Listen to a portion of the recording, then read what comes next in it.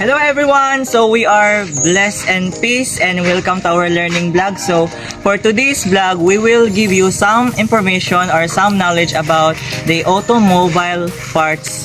And we will also interview the owner of the automobile cars and how to check and maintain the cars. Let's go!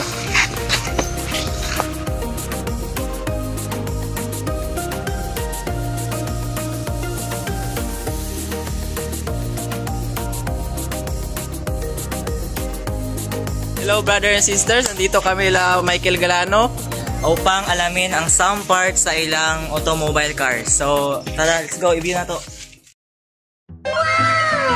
Good morning everyone. So, may siyang windshield. So, ang purpose sa windshield is para clear ang view nimo o mag-drive ka, dili ka mapuling. And then, mo yung hood niya sa engine. Ang abriyan.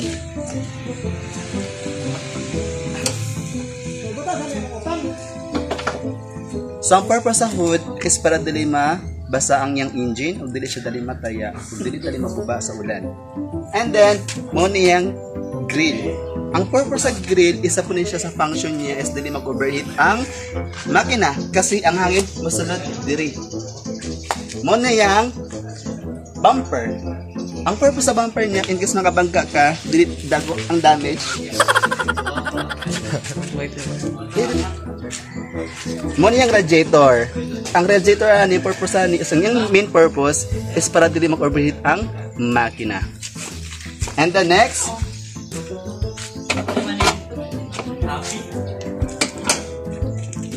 so ang next natin is ang wiper. So ang purpose sa wiper is para siya sa ulan, abog, o kanang mas dali kang makita kung mag-drive ka, dili ka kinahanglan mo gawas para magtrapo sa imong window. Next, ang iyang headlight lamp. So ang purpose niya is para pag gabi makakita mo. And then, ang atong syempre, pag mag-drive ka dapat ni ato. Kasi pag wala mo ato, Diyos ko, maabugan mo, mahagar dyan mo, tumawag sa view. Ang next nato is ang portahan. Syempre, po sa portahan, mahulog ka, mag-drive ka. O kani, importante ni siya. Pag wala ni, di ka ka-abridong. Ano siyang window?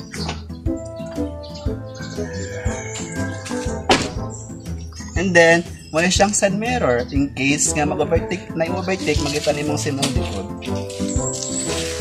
Dali. Stop.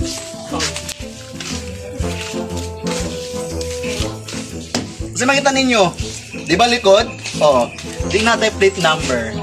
Ang purpose sa plate number, in case nga makabangga ka, mudagan ka, mas dali ma-identify mong sakyanan o kinsang tagyaan eh.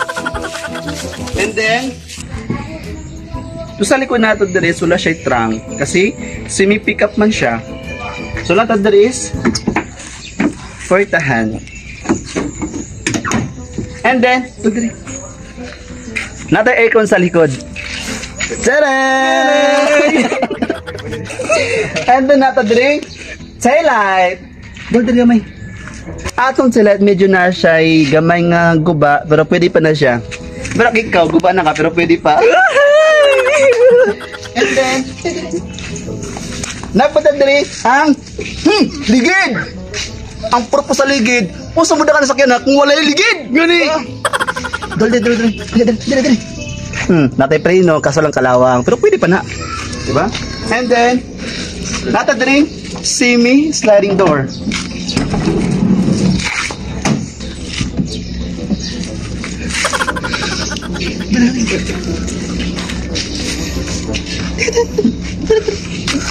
Dali ba? Yeah. Santa dali. Bangko. Luma na pero pwede pa. Oh. Susragan. Ay, maguba. Dali. Hi brothers and sisters, nari may sa sulod Putso. Hello. So natadari sa interior niyang parts. Panatadari. So dali. Hi. So wala siyang steering. Wala siyang steering wheel niya. No, so ang purpose niya is mo niya makatagsimugad nga sa kamadto. And then, ang diri sa ubos niya, mo niyang clutch. ang brake, and then ang yang clutch. Siyempre, kung wala ni siya, kung sa munda ng sakyanan, di ba? And then, mo po ni siya ang kambyada. Wala kambyada po sa atras ka, abante. Asa ba siya gusto? Atras? Abante. And then, mo yung aircon dire, medyo may kalumaan na, pero pwede pa marag si Michael. Tapos ang radyo niya, na siya tape, kaso lang mas unique ang tape niya. Ball pen. And then, dire nga part, dire makita ang signal light, stop light, and then ang lights on off, and of course ang yang horn. Horn me baby. Tapos wala siya handbrake, and then na po siya dire seat belt, yung seat belt niya. So atong sakyanan dire is manual siya. So ang yang window po is one manual, and then pwede siya butang ng aircon or matik ni siya. Tumatik naman Balik yan. ano, balik ano. Sorry, matik di ay. Mirror din. It's my fault. So, natag diri mirror para sa likod. Makita nimo imong kasunod kung kisang sunod mo mauyab. So, napadag diri display. So, ang purpose niya is, halimbawa kung mag-drive ka tapos ang adlaw is nakafocus sa mo, pwede mo siya i-ubos para dili ka masila o ma-avoid ang accident. And then kanin siya, ang purpose niya, pag mubaba ka tapos napagtiyan, di ka maglisod leg ni kanan. And then, what else? Seat. Siyempre, ang bangko, asa ka malingkod? Sa bakal. tara, Pwede lubot ni mo, wala na. Pakita lang sa nagalingkod. Nato diri. Maranawag na sa kuan, sa stream. So,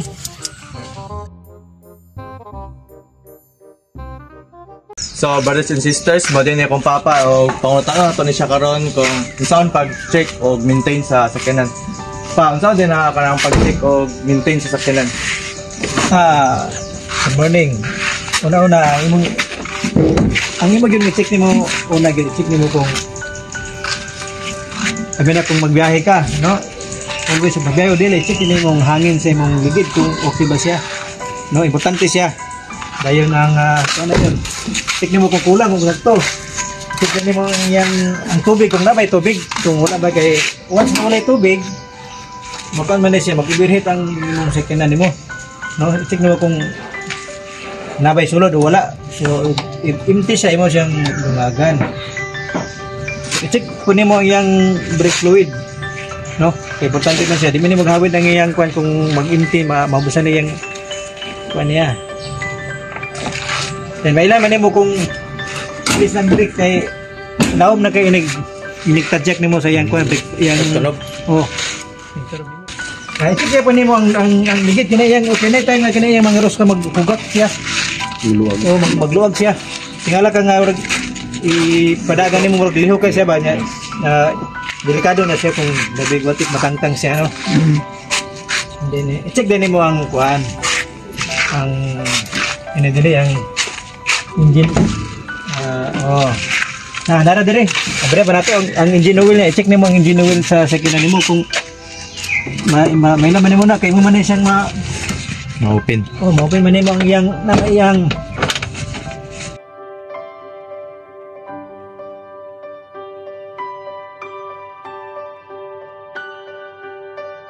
mamana yung label sa kanang kuan niya oil check nimo na siya kung libro ka maglakaw kung na may ang gits niya makita man nimo kung yung oil niya dire dry na gits siya nagpasabot nga kinahanglan na ka mag-change oil.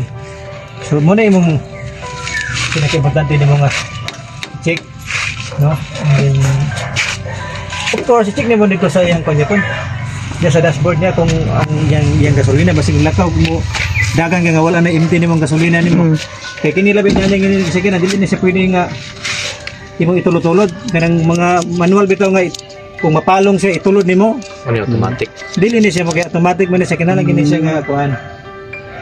mga pila ka bulan sir aya mag-change oil. Well, depende man na sa paggamit nimo pero most probably kung sige gamit at least mga once a month o twice a month. Pero kung dili kayo ka sige gamit gud banag sara ikaw may nakabalo sa imong sekanan. So, dahil panahon nga kung wala kayo sa gamit mabot kasi sako lang 6 months. So depende man na sa tagiya.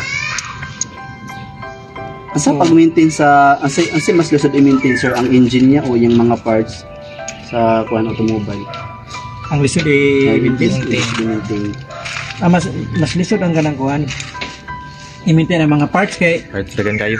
dagan man siya niya dili man madungan nimo ba ne ban dili pang kay ana miskay okay na dinit na sila na sa natingog siya pero sa engine isa ra man gini mong mabatian nimo nga kinahanglan siya kani mag lain na yung tingog na kinahanglan na siya pero kining sa mga parts lang niya dahil man kay si okay na dito ang pikas sa brake mo hilis mo na yung So bali yung brake sa likod sir pati sa atbang pag magpreno ka sabay na sila sabay na siya pero lahi man to dito sad.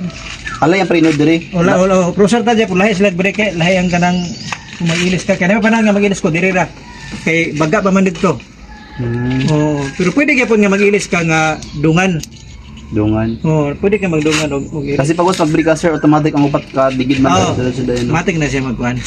Synchronize man na siya. So, remark, kung sa'yo mong natunan na sa gipangingon sa papa ni Michael ganina? So, ako ang natunan to how to check and maintain sa sakyanan is if naay kay mga parts sa sakyanan nga kanang kailangan bitaw ilisdan or kailangan kanang mga sabon nga atayaan na kay need gid siya nga ilisdan para ma-avoid ang mga some cases sa mga accident. Okay. So, hello, good morning.